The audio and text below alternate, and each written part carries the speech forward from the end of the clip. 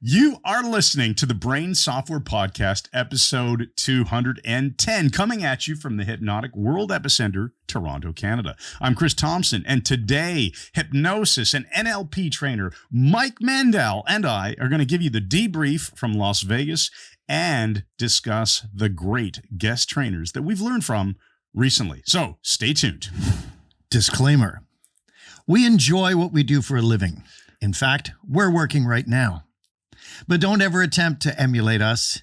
It might result in a much better life than you're currently living.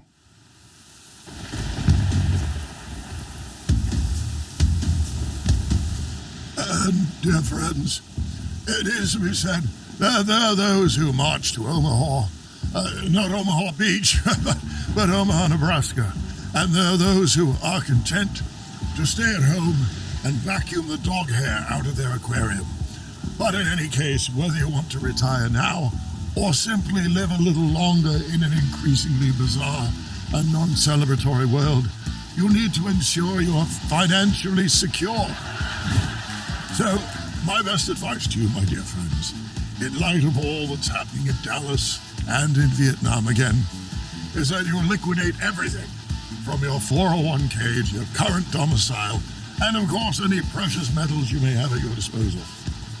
Then take all the money and put every penny on Lord Melbury's horse in the 6th race at Belmont.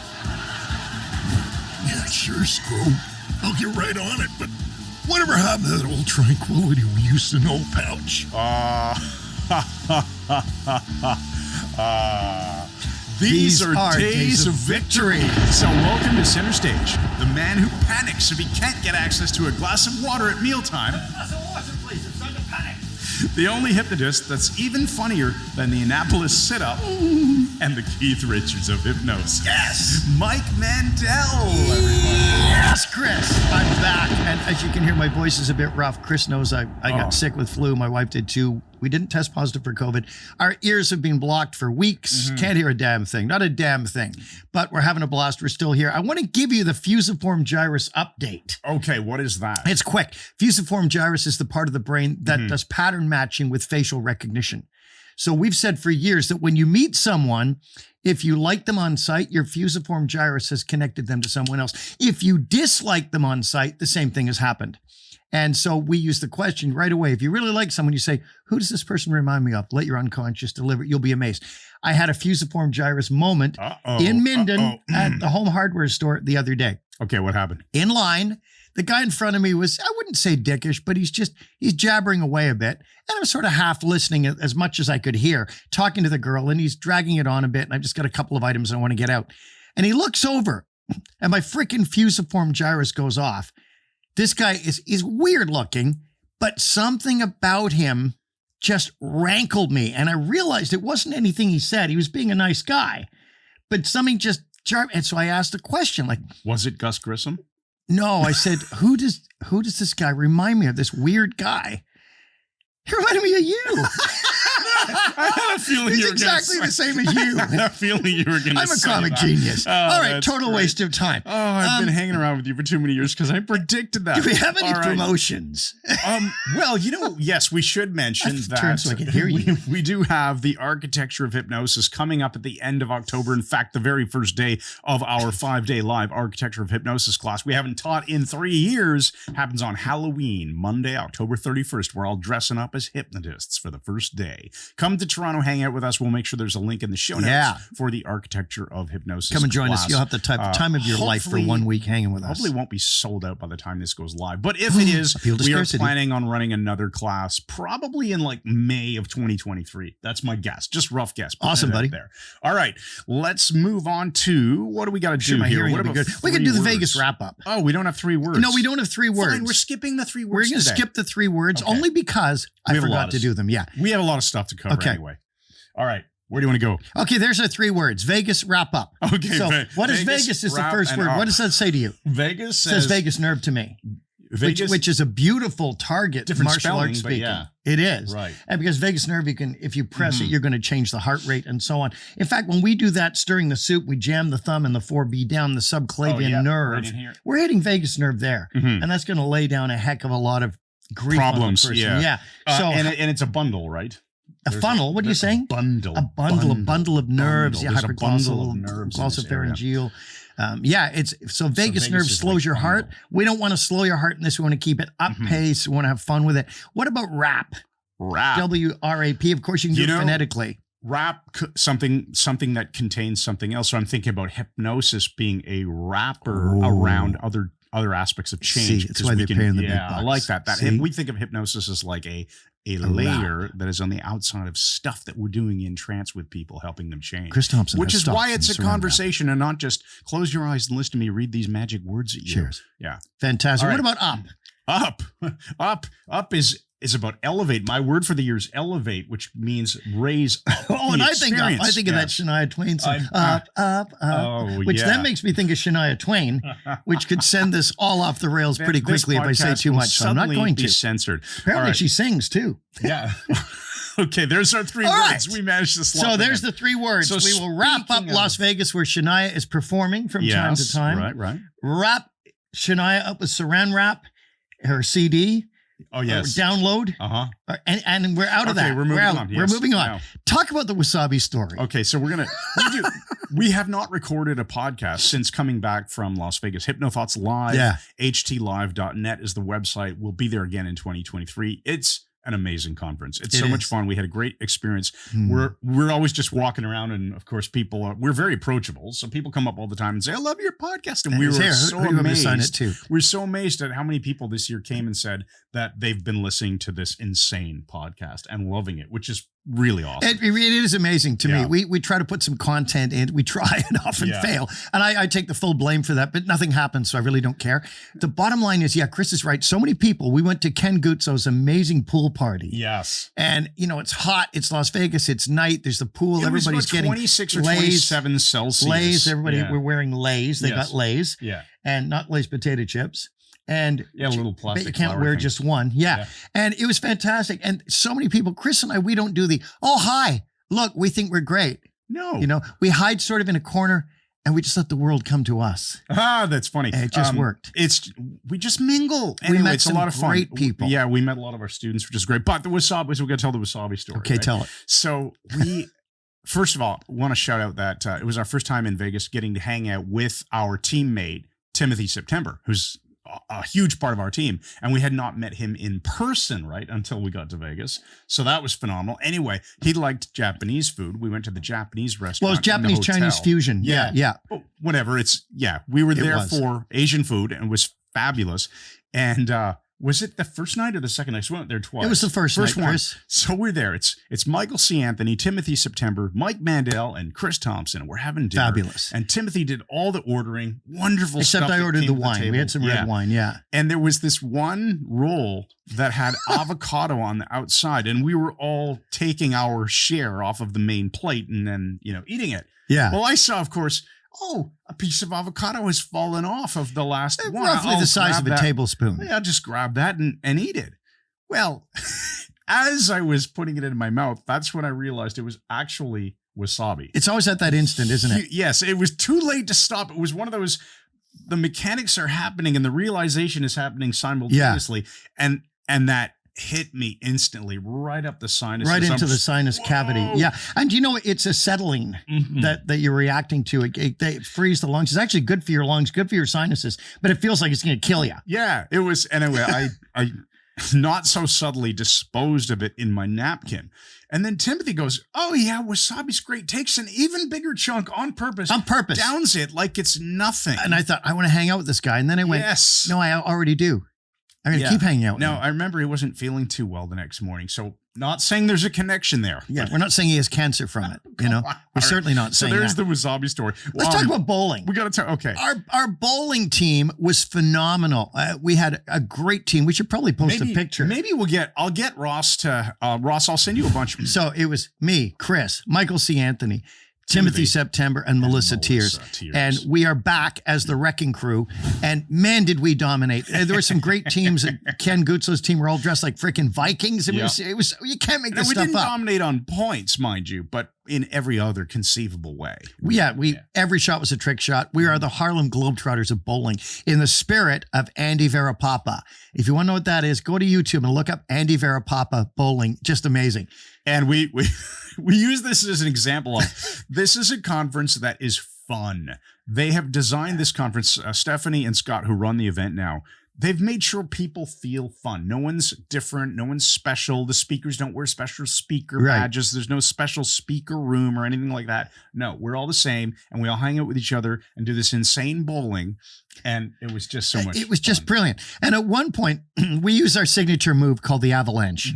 The avalanche is when we're down a few points. Of course, we never were, but we just like doing the avalanche. The avalanche, someone yells avalanche. The entire team, the 5 of us, run up together. One person has the ball. The other 4 have to make contact with the bowler, both hands. And it's 1, 2, 3, go. Like and we run together. The bowler brings the ball back and typically gets a strike. I just remember Melissa constantly yelling, someone's going to get hurt. Someone's going to get hurt.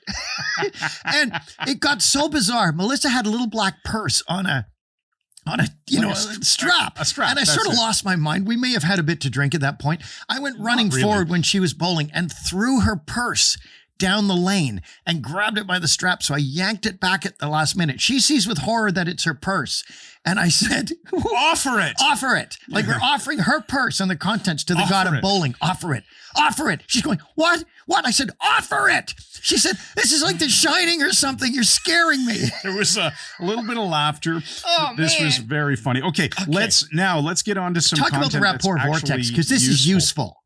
All right. So we discovered something. We sent this out in an email. If you're not on our email list, make sure you are there. We do send out a really good Sunday newsletter called Open Mic. Oh, shoot. I got to write one again. Anyway. Yeah, you do. That's right. Because I got to send it out this Sunday. We discovered something that we call the Rapport Vortex. Now, it's something we've probably been doing for quite a long time. Yes, we have, Chris. And it's very effective. This is it in a nutshell. So the story goes, we are driving into Buffalo. Yeah. We clear the customs. We park at the airport. Yeah. And we weren't sure what the timing was going to look like. So our flights were actually booked for the next day. We had a couple of hotel rooms booked. We were going to just, if we had to stick around, go out for a nice steak dinner, hang out, fly out in the morning. But since everything went on time, we thought we'll go straight to the airport, to the United Airlines counter, and we'll see if we can just move our flights to same Why day. not? Free country, right? No, probably would have been no problem regardless, but you never know. We go up, we find the United counter, we smile warmly, greet the young lady behind the counter, explain what we are looking to have happen. She takes our information and looks us up on the computer. While that's happening, because there's otherwise awkward silence, Mike and I start having a conversation. Just our usual jocular banter. But the conversation is in a circumlocatory way. I'm going to say size. Yeah. In a circumferential way. Includes her, because we're talking about how we really like the people of Buffalo. And we did. Everyone in Buffalo we met were fabulous. And things like how easy it was getting across the border and how wonderful it was with low traffic. How this airport, we start commenting on the airport, it's wonderful with the pedestrian access, all the hotels across the street and all that. And it's just great and we really like it. Then I think I even mentioned something about United Airlines that I really like, how United Airlines changed their policy from X to Y such that whatever I was saying stuff and we were saying stuff that tangentially are in a way including her in the conversation. Exactly. Yes. So what happens? We're in rapport because we're having a great time. We were. And we're talking about things that she'll connect to and feel drawn in, like a little tentacle. And she did get drawn in. Like she started to enjoy our conversation and perked up. And that woman went out of her way to give us stellar service. Thank you, United Airlines. Yeah. You know, it's one of these things that's unfalsifiable to say that had we not done this, we wouldn't have got the great service. We can't say that. Can't go back and test No, we can't. it. But I think there's obviously logic here to suggest that if you can draw people into your rapport vortex, it works. It's and it is like a distortion field, but in a good sense. Let's talk about the airport, McCarran Airport in Las Vegas. We met a man there. On the way home, yeah. This freaking amazing guy. He was the best customer service person I've ever met in my life. And now I told Heather what we tipped him. She said, you should have given him more. And I felt bad after that. Well, he only interacted with us for like 3 minutes. But here's the thing. We get to McCarran Airport, Las Vegas, and we have a cab tickets because we're huge stars. And when we got there, it's like 5:30 in the frickin' morning. No, not even. So I'm already like just still quietly swearing. The first coffee hasn't kicked in yet. We get there, and you would not believe how busy McCarran is that early in the morning. Oh, it's crazy. Security line was And huge. as we get out of the cab, people bundling in, there's lines everywhere. And this nice man, he's got a thing set up, and he's got a hat that says baggage. And he says, sir, let me help you. So he runs over. We go over. He said, I'm a valet, sir. I will check you in. Where are you going? Wait, what? He said, I'll get your... 90 seconds. He'd taken our bags. He checked us in. He had us on the flight. He had our boarding passes. Everything. Yeah. The guy was amazing. I remember he kept saying, I'm a valet, right? sir. He said, I will take care of this for you. I'll get your bags on the plane. I will do it all. We missed the lineup, everything. There's an important point here, though, right? That what this man was doing, okay, first of all, he didn't work for United Airlines. No. Because that's the first thing he checked is, you're here for United. Yes. That's part of a yes set. That's the United area. So he's working for another company as a valet, probably for tips. Yeah. Well, he probably gets paid. I'm sure he has an hourly rate, but he's going out of his way to do amazing service. And so when we realized that he wasn't actually a United employee, his hat said baggage or something like that. It was like a yellow logo, and I think the word baggage was there. And that's when I realized that he kept saying, as a repetition, not asking for anything. If Mike had a question like, oh, are our bags going to be connected through? Yes, sir. I'm a valet. Yes, sir. I'm checking it in. I am your valet. I'll make sure everything's taken care of. It was amazing. And he kept just repeating this idea that I'm the valet and I'm going to make sure you're taken care of and that everything goes smoothly for you. So did. And that's when I clued in. Oh, he's doing this recurring mentioning of I'm there to serve you and make sure that your day is well, not United. Reach in. Here's a tip, sir. Right? Yeah. He was very appreciative. Super nice guy. He was probably one of the best trained customer service people I think he was seen. the best I've ever seen. He's going to go far in life. Although the guy at Canada Border Services coming back was great too. Oh yeah, that was we won't awesome. even go there. Yeah. But anyway, so McCarran Airport valet, do that if you're checking in at 5:30 a.m. Here's one of the things that struck me as funny in Las Vegas, and we're going to get on to our other content in a second here. Yeah, we'll have 5 minutes left at some point. Nobody can fire us. We can fire ourselves. I got in the elevator at the Orleans Hotel. We had no idea how ubiquitous our podcast is. This is so weird. I mean, when we had 2 psychiatrists come from Singapore to Toronto to train with us because of the podcast, that was, TC and Nari. That was freaking amazing. But this was equally funny to me. I'm in the elevator. Guy I don't even know. Door shuts. He doesn't even look at me. He just goes, huh? Mm-hmm.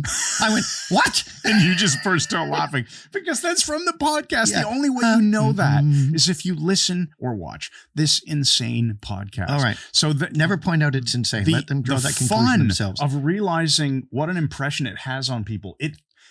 It has taken a topic like hypnosis and personal development that could be dry if you just talk about it all the time, how the brain works and how trance works and how change works.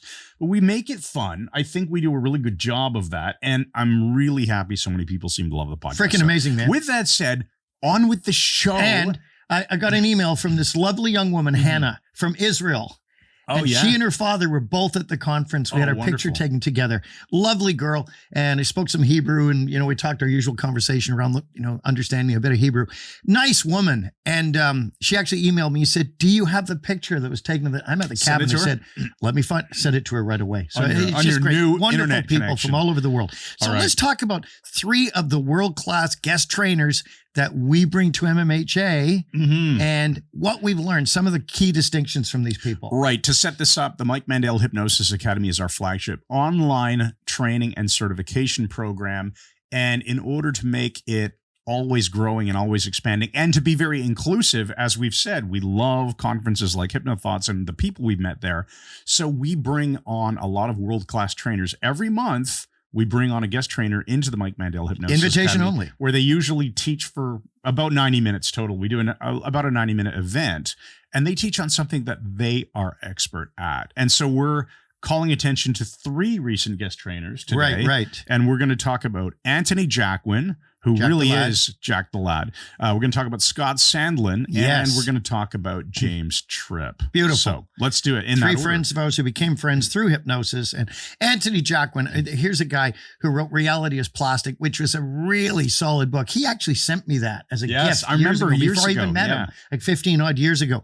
But Jacquin Hypnosis Academy, along with his dad, Freddie Jacquin, who we had in just a few days ago. Yeah, just this last week. Anyway, he gave some great distinctions when he spoke for us. And one was, your problem is one of self-hypnosis.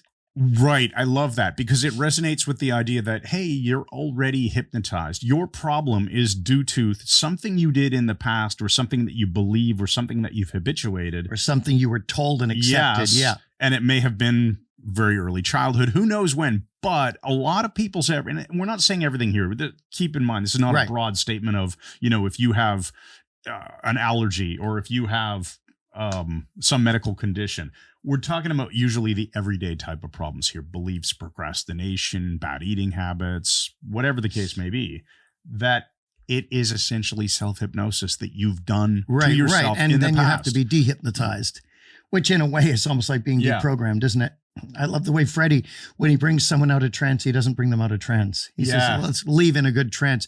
Anthony also talked about hypnotic scales, which are the particular trance of the researcher. Oh, we I love both that. agree that. I gave him the phrase, but he said, we score almost the same without hypnosis. So if you have to be level 4 to produce, fluttering hands or something, you can produce that without the hypnosis. The same person can. Yeah. It starts to get a bit ethereal as to what this whole trance But thing we've is. been talking But for years better about the idea if the word hypnosis is said, you'll get a slightly better response. Yes, you If get the word isn't yeah. used, you don't go as high on these ridiculous scales. Oh, yeah. This was a study that he talked about where mechanical things had to happen because, of course, to scientifically control it, you need to kind of wreck hypnosis. You can't turn it into an interactive loop. So you have to do the same thing with all these people. And if it was framed as hypnosis versus if it was not ever framed as hypnosis, you got slightly better depth Right. when it was framed as hypnosis. Okay, which And- makes sense. Now, another thing he talked about, stop, take a breath, observe, and proceed. Mm-hmm. And, when you're stressing out, whatever, you actually stop the pattern, right? Stop. That's your Take interrupt. a breath. And he talked about the power of the 6-6 breathing, Mhm. where 6 in, 6 seconds in, 6 seconds out. So you're breathing, what's that, 10 times a minute or so? No, 5 times a minute. It would be 5 complete breaths per minute, right? He said 'Cause- that appears to be the sweet spot. Yeah. And Not we've- 7, 11, whatever. 6 in, 6 out. And then through your nose, both in and Mhm. out. And it has a huge calming effect on the system. Yeah, and I think so many people have these different ratios they'll suggest, Right. Box breathing or 7. We talk about 7-11, Yeah. breathe 7 in and 11 out. I think really it probably just matters that you're breathing fairly slowly and the correct way, Brilliant. like from your abdomen. Yes, right? exactly. Yes. And if you do that, it works. And so, yeah, Anthony's suggestion was 6 in, 6 out, 6 counts in, 6 counts out. That's 12, 5 of those per minute. If you do that, you will really be chill. Yeah, and Anthony, that's good, Chris. Anthony also talked about all aspects of trance, like from ritualistic Mhm. inductions, where the induction is to tell the brain, okay, you're going into hypnosis, Yeah. to social compliance, you're doing it because everybody else is doing it, to play acting. So even good actors tend to go into hypnotic states. We're seeing this with Asad Mekki, one of my Yeah. former students, and who's with Hip Prov in New York City right now. We're going to get him on this freaking podcast. That's it. We got to do. We're going to have him yeah. on because he's just brilliant. And Anthony also talked about Nick Spanos out of Carleton University, Yeah. the whole work on non-state theory, that hypnosis isn't a state. And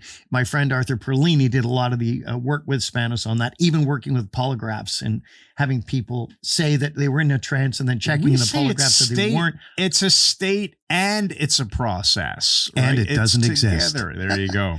Now, listen, I want to talk about the SANE declaration because I mentioned this to Anthony, and I think it's really worth anybody knowing. If you have any kind of addiction, any kind of behavior you want to change. This is great. I came up with this a while back. I shared it with a few people, and it's extremely powerful. I'm not dicking around for once. The SANE declaration is this. Find the behavior you want to change. Go into self-hypnosis and examine it. Find out, what does it give you? What are the bad sides of it? What does it do against you? Now find all the reasons in your mind. Just weigh this in a trance Find all the reasons that you should discontinue immediately from doing it. Never again. Then find what will happen if you don't discontinue. In other words, you're looking at this multifaceted gemstone from every conceivable angle.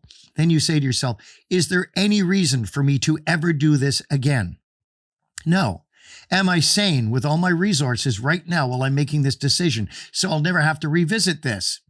Well, I think so. Okay, be sure. Keep examining it until you know absolutely this is a sane declaration that you don't need this behavior. You can just let go of it. Then when that happens, you make that decision at that moment. Say it's to smoke or whatever. The urge ever comes back, you just don't do anything because you have made a sane declaration at the peak of your resources that you have quit. There's nothing to evaluate anymore. There's no voices in your head to listen to anymore. There's nothing to sway you in that direction. The decision has been made. Do it and notice how you change. I love it. That is a really, really interesting idea and something you can do with yourself, or you can do this in client sessions. You can have your clients do this as part of the installation of that decision being a finality. Is that even a word? It is now. There we go. Now, before we get on to Scott Sandlin, we got to keep moving here. Yes, we Chris, do. We have a quick thing. We're not doing a report from Hypno North or anything of that nature, but you would like to give a customer service report. Oh, yeah, we're going to do this real quick. All right, so we advertise a lot of stuff. In particular, we advertise these hypnotic language cards on Facebook, and once in a while, I go in and just check what people are writing as comments under the ads. And so we had this woman who originally just asked a question, where are they shipped from? She wanted to know about duties or something, and I said they're shipped out of the United States because they are. They come out of a Pennsylvania warehouse run by our friend Jeff. He's the CEO of the company, and it's awesome. So some guy, Raymond from North Carolina, not Raymond Reddington from the Blacklist, but Raymond from North Carolina, he comes on and he comments under my reply saying, "You're a liar. My package took 3 weeks to get, and it arrived from China." Well, what? First of all, we have nothing against shipping anything from China. We just don't actually ship from China. So I knew that this man had not bought a product from us. And I just said, no, you're mistaken. Something to the effect of, you're mistaken. We do not ship from China. We ship from the United States. So, and then I privately messaged him and said, could you please retract your false statement? And then the tirade begins. Then it started. And this guy, he can't get it in his head that I probably know where we ship these from. Duh. And that, so he even shows me a photograph of the package proving that it was shipped from China. It was a package, and it was shipped from China, and it was shipped to him. But it wasn't from us. But it wasn't from us. And this guy's not even in our customer database. At which point I told him, listen, sir, you're not our customer. Please ensure that you keep it that way. And I urge you to request a full refund. So fantastic. That's pretty much where we left it. So Raymond. But he said he bought some mental mind power he thing, said which we don't even sell. He claimed it was I bought your mind control product and it's $4.95 that I can do without. So I was like, we don't sell a product called mind control. We still don't ship anything from China. And we don't sell anything for $4.95. Anyway, you will deal with insane customers who don't know anything and really have lost their faculties.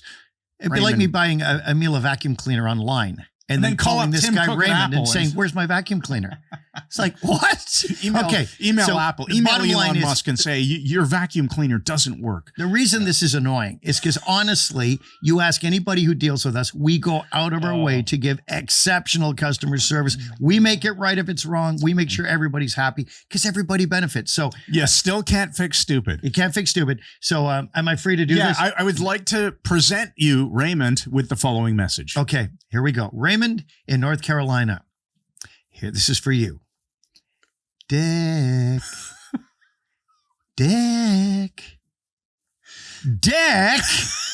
There we go. All right, back to the show. All right. Let's talk about Scott Sandlin. Not a dick. Scott Sandlin is, I call him my California brother. He's, I should have been born in California because of the blonde hair and the easy tan access. But Scott is one of our closest friends in the hypnosis community. Wonderful trainer. I can't hear you, but I'm trying to lip read. Yeah, I know. So Scott came in and he did a guest training. You want to talk about it? No, you fly with this. No, you're good. So the guy has tons of experience. He came to hypnosis from an injury. Broken back, I think. I believe I can't remember the details of the story, and I'm not sure he'd want me to share them all anyway, but he hurt himself, and I think he was a competitive water polo player, and his injury was messing up his ability. I remember him telling me he was trying to do freestyle and his arm was just all the horse wonky. trampled him. He was trying to hide the injury from his coach and stuff like that, and eventually came to hypnosis. Hypnosis helped solve a lot of the problems, and then he got on to working with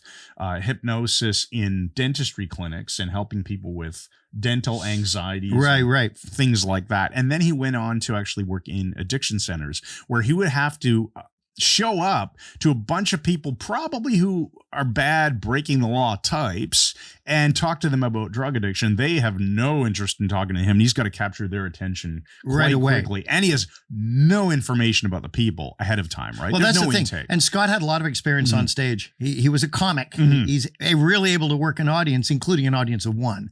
And what I so respect about what he does is he goes in like a tabula rasa, like a clean slate. If he sent a client who's a patient of a medical doctor, psychologist, they say, well, it's this. And don't tell me. I don't want to know. He goes in clean and just builds that rapport with the person and walks in with no preconception, and except the one that he has no preconception. There you go. There we are. But that's his a priori. But the bottom line is he builds that bridge. And I got a great tool from Scott, which is this. Say the person says, so he'll start to say, so what do you do for a living? Oh, I'm a letter carrier. I work for the Postal Service. He pauses and he says, that strikes me as one of those jobs that there's a heck of a lot more to it than people realize. Rapport building. Immediately person, yes, there is. And they open up to him. Scott is freaking amazing because he's got all the skill sets. He's got all the experience in the world. And it goes in without a freaking plan. And now I want to say this about what resonates with us in particular is that Scott, he did the session on what he called formless sessions, or hypnosis sessions where you have no idea what you're walking into and you just have to make it up, figure it out, trust your intuition, and you get there through experience, right? And he talked about the idea that, let's say in the very beginning, you start with scripts. Somebody hands you the script book. These are the magic words that you read at another person, and they magically go into trance and their problems are fixed. Right. A lot of schools teach that. Unfortunately, we don't. We don't have a problem with scripts as a useful tool to give you some examples to learn great from. Training wheels. But we don't think that you should ever read something at a client. So starting with scripts, that's like, you have no skill, but you can read and you can learn to read in an effective way, whatever that means. Then you start learning, let's say, protocols and little formulas, recipes. Here, I can do this and this and this. It's not a script anymore, but it's quite rigid and structured. I'm going to do exactly these steps with someone. And then eventually you just start understanding the principles. And you go in wherever the client needs you to go in and just meet them. Very good. And very strong. strong. You have no structure to the session. So we talked about that evolution. How do you get there? Well, in his case, running, thousands and thousands and thousands of client That's pretty well sessions. what it takes.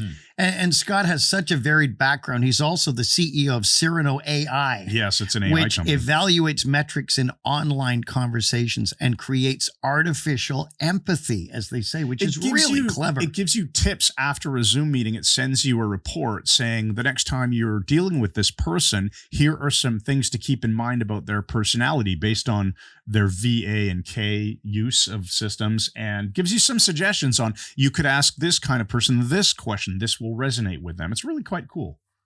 What are you looking at? Just pretending to be out of it. So let's get on to James Tripp.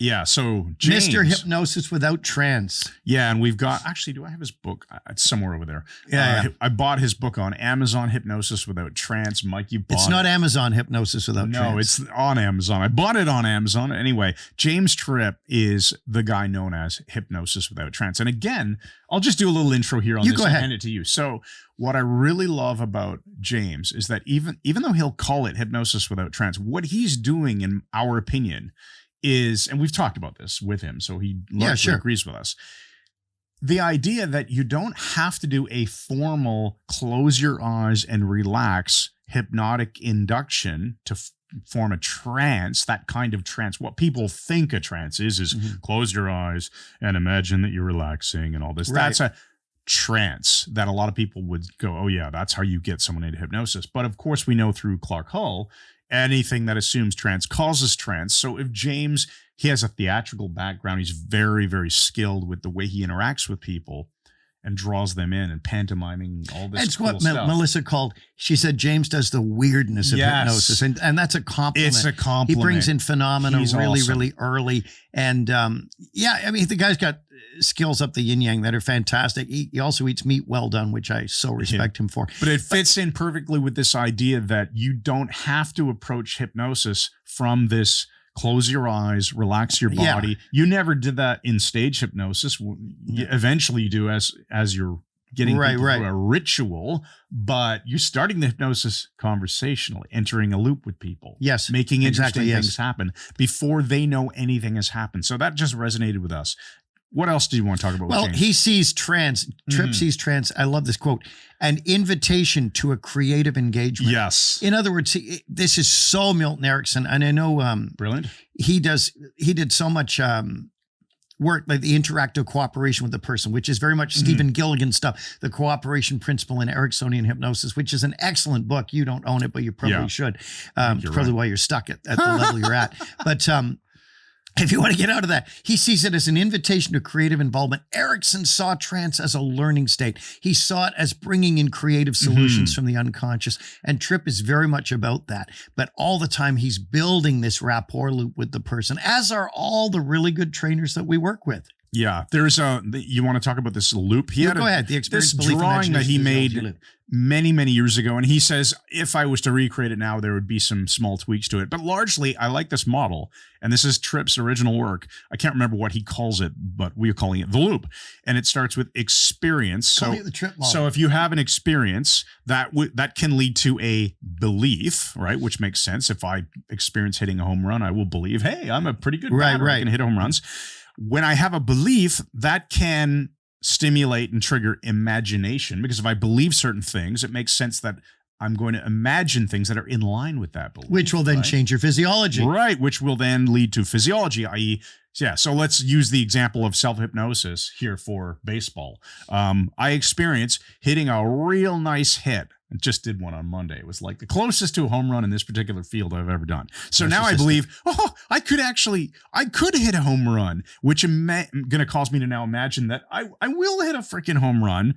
And then what do you think is going to happen when I get to the plate and I go to bat? If I put myself in the right state, my physiology, I'll strike out. No, I should do better, right? So this is this nice loop. And then that physiology leads back to experience. So it closes the loop.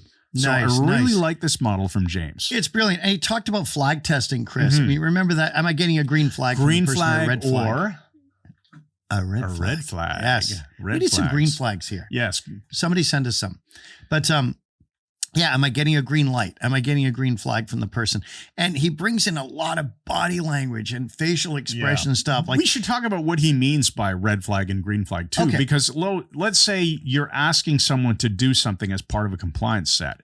And if they completely go along with it, just like, yes, of course, as if it's a teacher telling a kid to do something. And, everyone open their textbook to page 32. The kid that goes, yep, that's a green flag. The kid that goes, maybe for the listeners here, just imagine me, completely disinterested in what the teacher just said, but reluctantly, everyone open your books to page 35. Fine, that kind of thing. That's a red flag. Right. And it could be something like, he's calibrating. So he says to the person, and you begin to feel better already, and sees the person furrow their brow and says, flag. At that moment in the future. Yes. And they, green, as you step into it now. And he's reframing it again and getting a green flag from a red flag. That's freaking amazing. I love that example, because that's always be calibrating, right? And you can begin to imagine, and if you get this smile, wonderful red flag, you're now utilizing that response that you get. This is Erickson's utilization principle, right? I realize too, when he talks about Tripp says most change work is changing trances. the Jackins would agree with lines that. up with what the We would Jackins agree say. with that. Mhm. You know, it's so many people recognize that their clients are coming in with their particular trance state running, Yes. and we have to change them to a more resourceful one. And that's a wonderfully powerful thing. Let's mention his, we love this word that he's come up with. He uses the term. The neuro handle. Neuro handle. Yeah, neuro handle. This is really cool. So if you think about nominalizations can be neuro handles, right? Do you want to talk about that? Well, a nominalization is a frozen action, and it's a noun you can't put in a Let's say wheelbarrow. frustration. So we have some frustration or this irritation I'm feeling. That's a Optimism. neuro handle. That's a way of hanging on to that state. Happiness.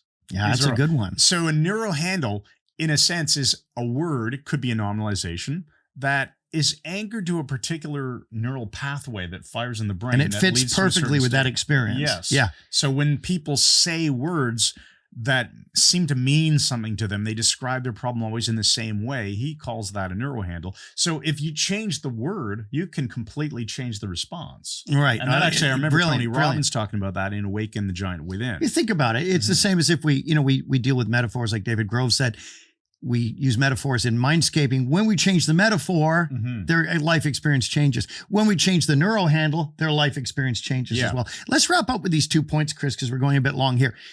Tripp would say, or he'd ask the client, what is your new truth now? yes. Isn't that loaded with It's a nice presupposition and presupposition. meaning? Something has changed. There is a new belief, which fits into his loop, right? And What is your new truth? And the genius is getting them to express it is going So to it's fire their convincer strategy as well, which is very strong. which fits in with Cialdini's principle of commitment and consistency, that if someone is now speaking out loud their new truth to you, the hypnotist / therapist / whatever authority in their life that they've come to see and Right. pay money to see, and they express this now, they commit their new truth to you, nice presupposition, it will tend to resonate deeper within there. And the one I want to end with is he works with crude metrics. Mhm. Instead Oh, yeah. of SUDs, what is it? The subjective units of distress, 0 to 10, which is fine. I worked with that a million times.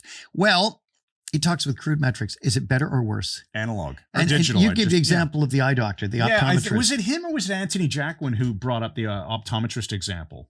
I think it was Tripp because it's in the I think list you're of his right. stuff. Yeah. I can never remember because we learned so many brilliant things from all of these guys.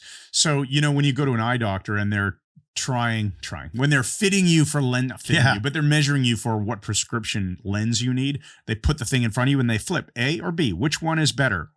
Oh, you go A. Okay, great. And then which one's better now? And they narrow in on your perfect prescription. So that's what James is talking about here. It's nice. Just better or worse, Mm-hmm. better or worse, and gradually honing into that moment of transformation. All right. Fantastic, buddy. So you have an empowering question for us here. All right. So is this an empowering question for Raymond in North Carolina? No, I don't. let's What wonder is about your, that one. maybe it is. What is your biggest discovery so far this year that has been monumental in improving your life?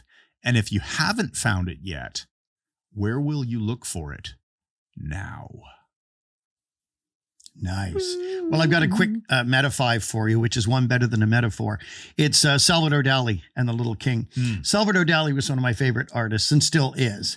I enjoy art and culture and music and so on. And literature, well, Dali did some wonderful paintings that were incredibly surreal, phantasmagoric pictures like melting watches and things like that. He did an obscure one called The Little King. It didn't have a lot of these weird qualities to it. I was in a gallery in Ottawa, nation's capital, in about 1986, and walked into this gallery, and they had a lithograph, a signed Salvador Dali lithograph called The Little King. I love this picture. It was beautifully framed. It cost a lot of money, even back in the 80s. So I naturally pulled out the Amex Gold card because I didn't even care. I knew my wife was going to kill me, but with Dali's signature and everything, I had to have this. So I bought it.